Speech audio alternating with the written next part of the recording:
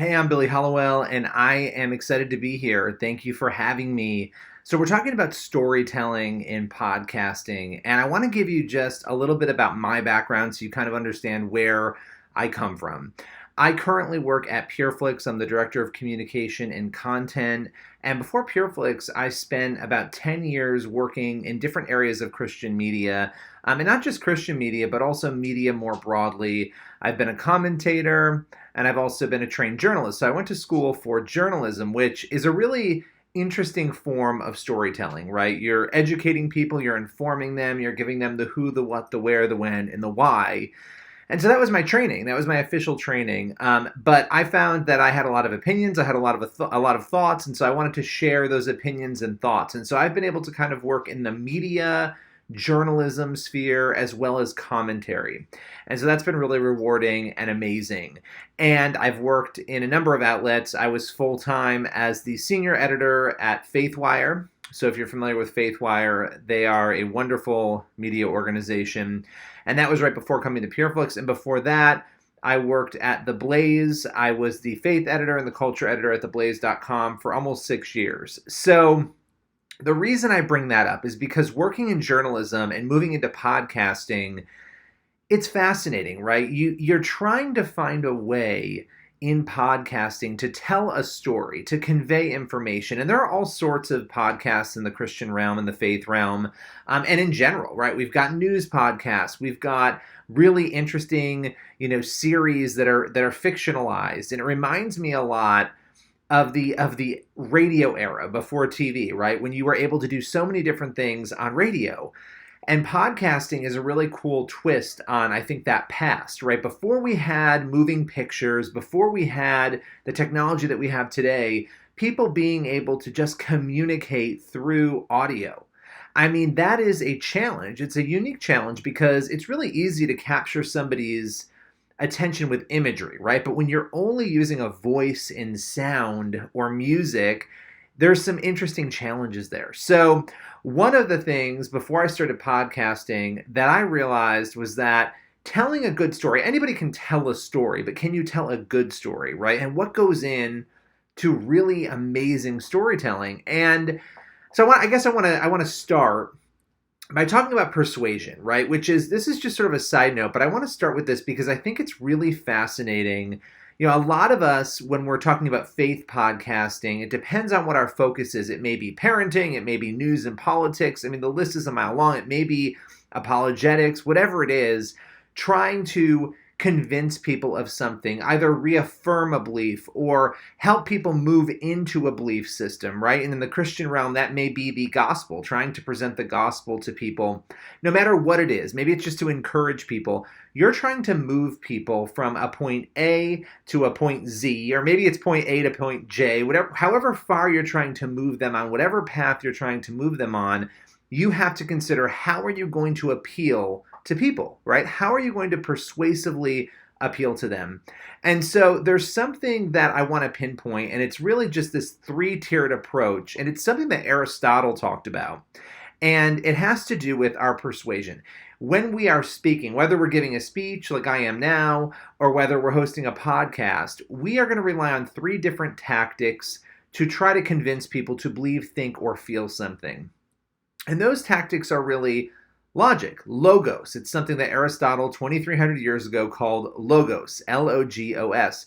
It's logic. If you're saying something and it makes sense and it's streamlined and the logic lines up, people are going to come alongside you.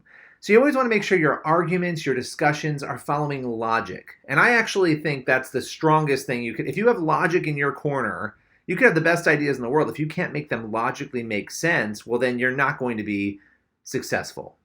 You also have pathos, okay? And this is emotion. This is really important to storytelling, being able to emotionally connect with people, telling stories that connect emotion, people to the story, sharing life change. Those things deeply matter. And then we have ethos. Who are you as the speaker? What is your experience? And we see this a lot in podcasting. You may be an expert in podcasting, right? On a particular topic, whether it's parenting, whatever it is, that's your area, and you have the character to speak to it. right? We're not going to call, the pop star Madonna in to be our spokesperson on abstinence, right? It's just not going to happen because the character doesn't line up. So those are the three areas: logos, pathos, and ethos. We're talking about logic, emotion, and the character of the person. Does the character line up with what you're trying to say? Now, those are really important things, and I wanted to mention that because I think that's key to storytelling. When we're trying to move people along that line, again, from A to Z, how are we going to compel them? Now, the other area I want to talk about is really the three things that I believe are absolutely essential to good storytelling. So let's start first with accuracy. We want to make sure we're always having integrity and accuracy. And for me, that starts with actually finding a story. And that may not just mean a story, it may mean a person. Who am I bringing in to interview? Who am I going to talk to? And does that person have the integrity? Do they have the story? Are they being honest and open? And that's kind of a given, but there are a lot of times we might not vet things properly. And so it's important to make sure that that's all lining up, that accuracy across the board in what we're trying to say and what the guest is trying to say if we're interviewing somebody, that those things are important.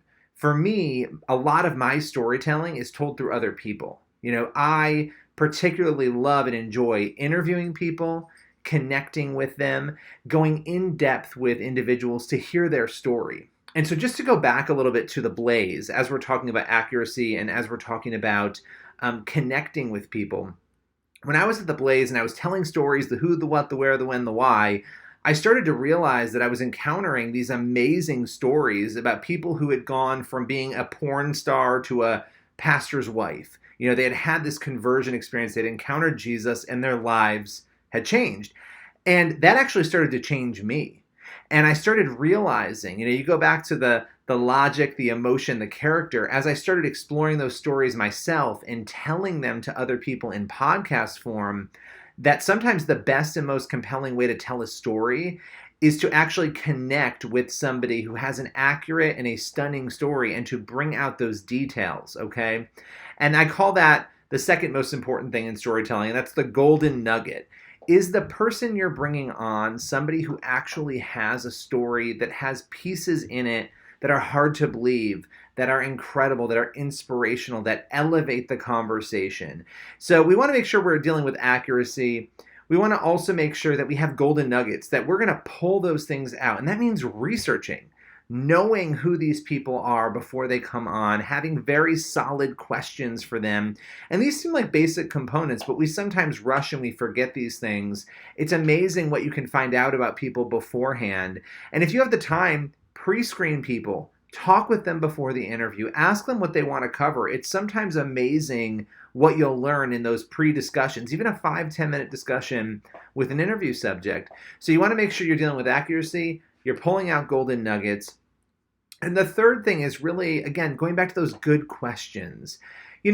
My approach to storytelling is to make people feel really comfortable. And I actually, while I'm talking to people in a podcast interview, I forget I'm on a podcast. I pour myself into that discussion. I want to get to know those people. And that goes back to the accuracy and another word that starts with an A, and that's authenticity. We want to make sure we're being authentic in storytelling. And many times people will tell me, I never have told somebody that, or wow, I've never shared this detail before. The more comfortable and authentic a conversation is, the better it's going to be for the listeners. And so we want to approach storytelling with all of these things, knowing that when we go into it, the end goal is to drive that story out of the person, right? And listen, publicists are going to send you questions. They're going to say, here's a list of questions that you're going to want to use for storytelling. But think about what it is that you would want to know in an interview. What are the things you care about, right? And you're going into this knowing who your listeners are, hopefully, understanding the audience, which I think is one of the first steps in any communication scenario, knowing who the audience is so that you can adapt that message to them. But put yourself in those shoes and know that the accuracy, the golden nuggets, the good questions, that those are going to be the components mixed with authenticity that are going to enable you to give a powerful presentation. At the end of the day, storytelling can be done in many different ways. The storytelling I'm focusing on right here is when you're bringing another human being in. you're sitting down and you're talking with them. This is another person, just like you. We all have experiences. We've all gone through things. We all have a story. Your goal is to find out, sometimes in 15 minutes or less, sometimes in 20 minutes, depending on what your time frame is, to go in, pinpoint those golden nuggets. You may know some of those areas. Pull out that information and gather enough story around how the person got to that point through your conversation to give a streamlined sequence of events for your audience. And so this is so much more now than the who, the what, the where, the why, the when. It's diving deeper into those emotions. We talk about, pathos, the emotional appeals that Aristotle talked about. A lot of times when you're asking good questions, those emotional appeals are going to work for themselves. You're going to ask questions that derive that emotion from the interview subject. And so to me, storytelling is really all about finding a logical and emotive way to pull truth out and present it in a way that is compelling and interesting. And sometimes it's so easy to do it just through that conversation. And so let's review again, not to be too redundant, but we talked about accuracy. That's so important from start to finish. Making sure you know the story you're telling and making sure the story the person wants to tell is accurate. Understanding the golden nuggets. What are the major pivot point pieces in the story, and how are you going to center the rest of your questions around those? And also understanding creating good questions around those things, and then having that authenticity. So there's really 3 points, and each of them need to be seasoned with authenticity, right? And I would say that's the key, especially for younger listeners, millennial listeners, but I think we all crave authenticity. Nobody wants to be talked at or talked down to. We want to be talked to. We want to be communicated to. And so these are the pieces of storytelling. They're very simple, but when we master those things, we are able to convey powerful and important messages for our audience. And I thank you so much for giving me time here. My time has come to a close, but I really appreciate your time, and I encourage you all in your journeys to storytelling. Feel free to reach out to me, billyhallowell.com. Thanks again for your time.